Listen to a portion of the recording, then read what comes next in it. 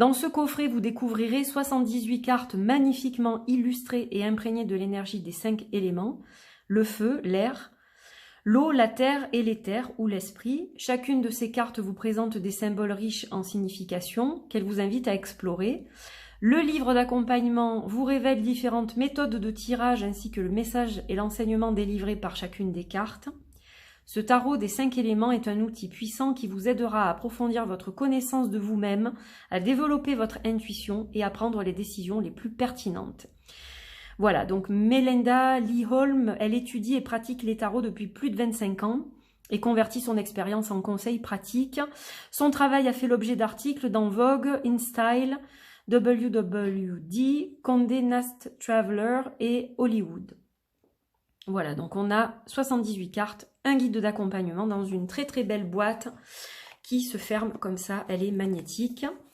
Voilà, donc je vais retirer le livre et les cartes. Donc la boîte, elle est comme ça à l'intérieur, elle est noire, donc très classe, très sympa. On a ce petit encart en carton pour pouvoir bien ranger les cartes et le livre, voilà.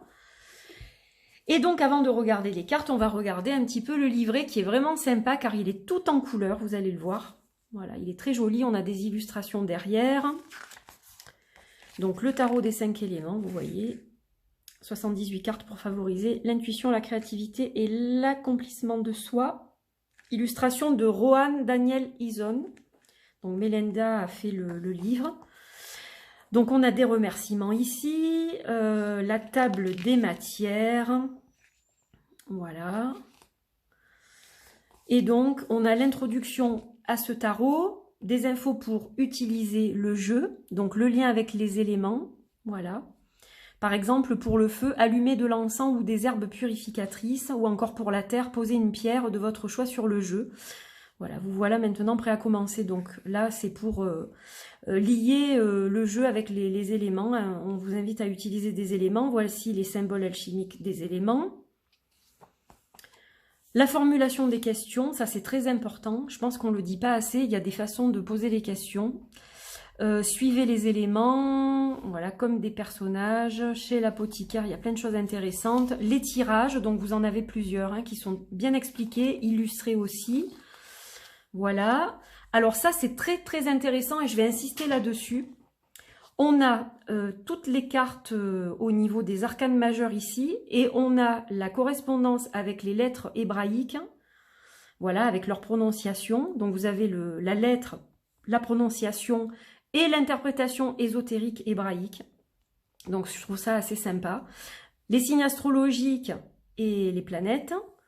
Voilà, avec chaque fois le symbole qui correspond. Donc pas de panique si vous vous dites « Oh là là, mais je maîtrise pas les lettres hébraïques, je maîtrise pas du tout tous les signes des planètes, les symboles, etc. » C'est pas grave parce que tout est ici. Et on a le sens ésotérique au niveau des planètes également. Donc je trouve ça génial. Voilà. Et on a pour chaque carte des explications qui sont assez riches. Donc on a le numéro et le nom en haut. On a la carte en couleur, donc c'est super sympa. On a un petit texte en italique ici. Donc par exemple pour le fou, avancez vers l'inconnu avec la conviction profonde que l'univers sera toujours là pour vous soutenir. Donc j'aime bien le côté très spirituel de ce jeu en fait. Ça me plaît la façon dont il est abordé. Donc les illustrations, vous allez le voir, sont très belles. Qu'est-ce que je peux vous dire d'autre? Donc là, on a une petite description, on va dire. On a des conseils, défis et chez l'apothicaire. De toute façon, on en tirera une et je vous lirai l'explication. Donc voilà, c'est pareil pour toutes les cartes. Et au niveau des mineurs, c'est un petit peu plus restreint au niveau des textes, mais c'est quand même sympa. C'est largement suffisant. Voilà, donc vous avez toutes les séries comme ça, les suites. Alors, vous voyez que c'est ce qu'on appelle en anglais un pip deck, c'est-à-dire qu'au niveau des suites, seuls les symboles vont illustrer en fait les suites. Voilà, il est basé sur un Rider-Waite, puisque vous voyez que le fou est en 0, puis on a la force en 8, donc on a vraiment la structure d'un Rider, on va dire. Mais voilà, il n'est pas vraiment illustré avec des personnages au niveau des suites. Voilà, et donc, eh bien, voilà le livre. Donc, il est vraiment bien fait. J'aime beaucoup les textes, vous allez voir, je vais vous montrer ça tout à l'heure. Donc, voilà pour le livre. Alors, les cartes, elles arrivent avec un petit ruban de plastique. Donc je vais essayer de... Hop, je les ai déjà regardés, mais je voulais vous montrer comment ça arrivait quand on découvrait le jeu. Donc on a des majeurs. Donc on va commencer avec les majeurs. Alors ça c'est le dos des cartes qui est très très beau. Moi j'aime beaucoup la pieuvre comme ça. Enfin je trouve ça super joli. Et donc voilà comment se présentent les cartes. Alors les illustrations sont assez simples, mais bon je les trouve quand même relativement jolies et intéressantes. Et puis le fait que ce soit simple, ça permet aussi de creuser dans son intuition et son ressenti. Donc je trouve ça sympa. Donc à gauche en haut la lettre hébraïque. À droite, le symbole de la planète ou du signe du zodiaque. Donc en bas, on a un titre dans un petit cadre comme ça, puis on a un petit cadre tout autour, qui est très sympa. Donc voilà, elles sont assez épurées quand même, ces illustrations. Le magicien, j'aime beaucoup celle-ci. La grande prêtresse, avec quand même de la symbolique. On retrouve la symbolique, la grenade, la lune, les piliers, la nuit, voilà. L'impératrice. L'empereur, le hiérophante, j'aime beaucoup le Bouddha, j'aime beaucoup ce hiérophante, je le trouve vraiment très beau avec le chat.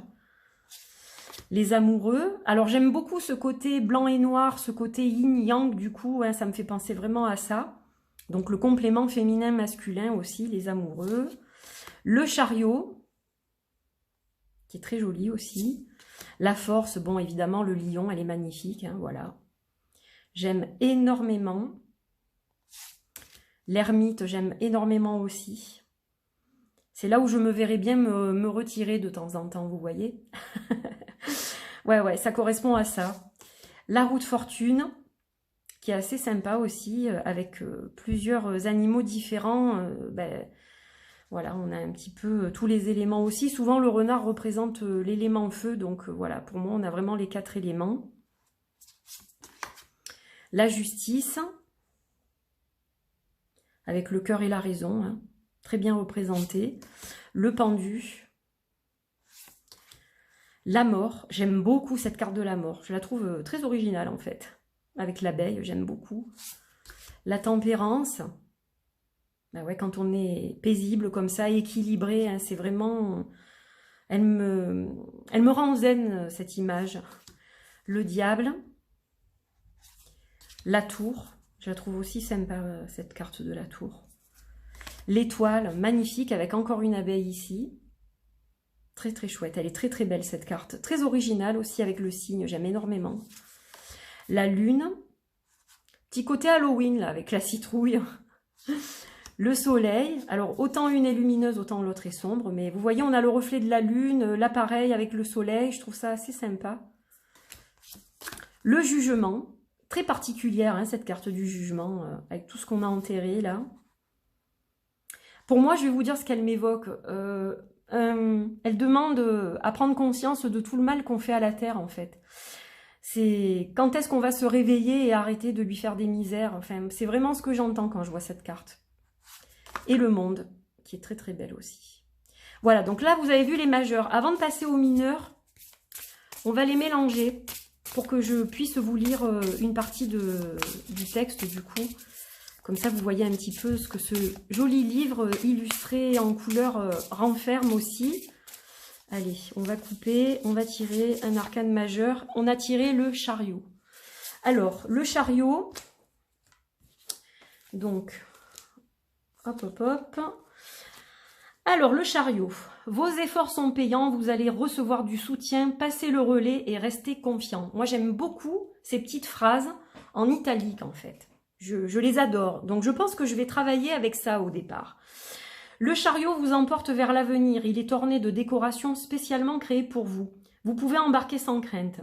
Les loups qui le tirent sont reposés, prêts à vous emmener et à vous protéger pendant le voyage. Prenez place et laissez-vous conduire sur le chemin que vous avez décidé d'emprunter.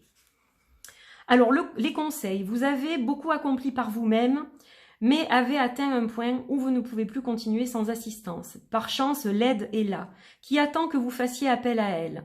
Évaluez dans quel domaine vous en avez le plus besoin. Quand on a atteint un certain niveau d'expertise professionnelle ou personnelle, on a parfois du mal à envisager qu'un peu d'aide serait utile.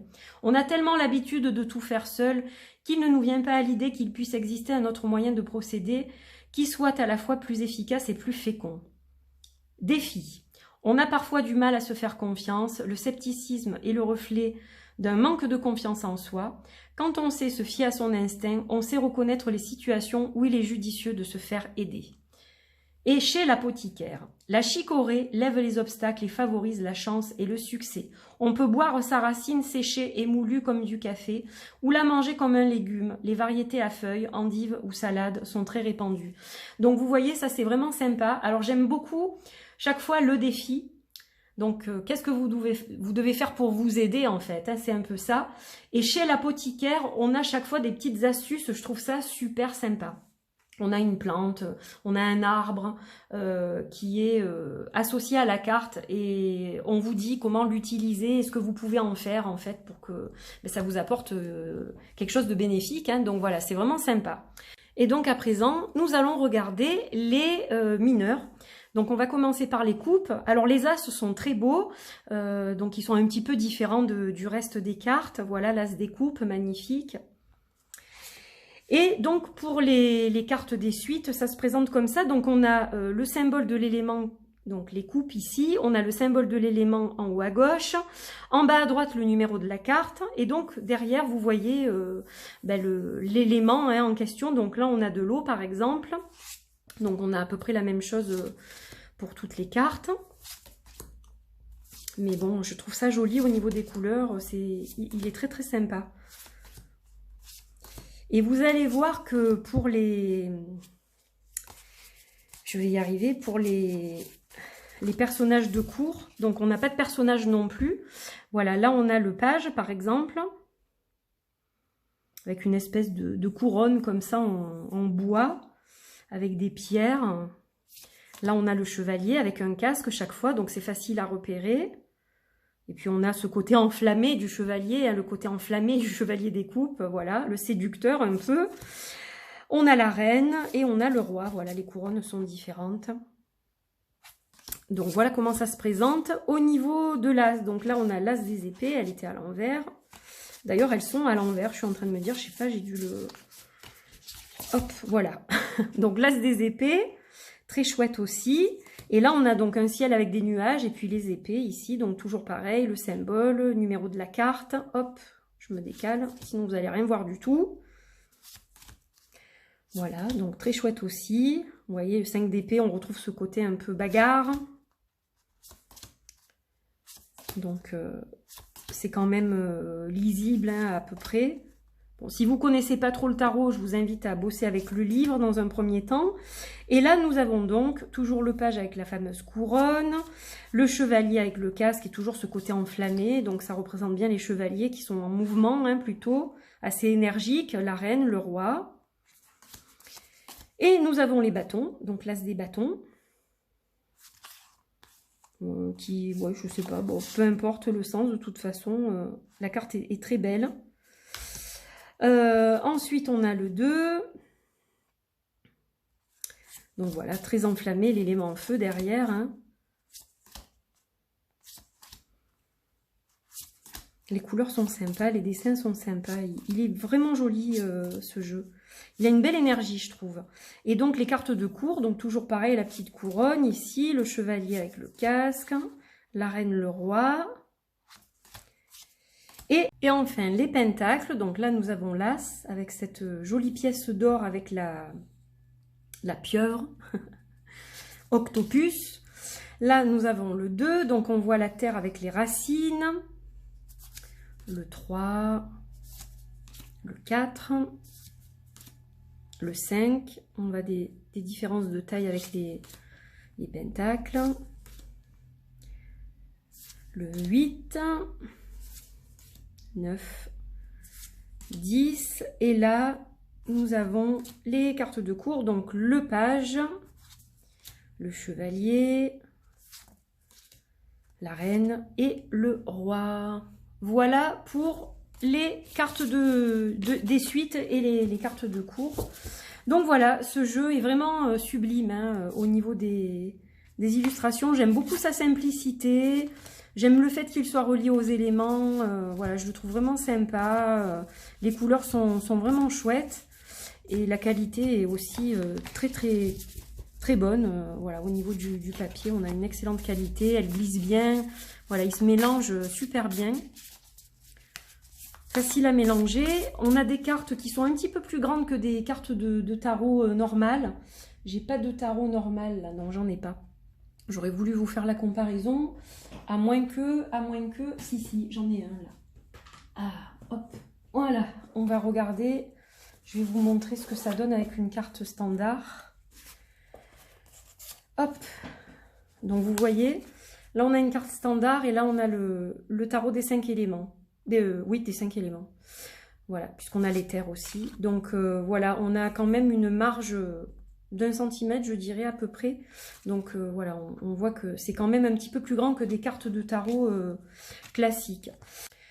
Voilà mes amis, donc j'ai terminé la présentation de ce magnifique jeu. J'espère que vous avez apprécié cette vidéo. N'hésitez pas à commenter, à liker, à partager, à vous abonner si ça n'est pas fait.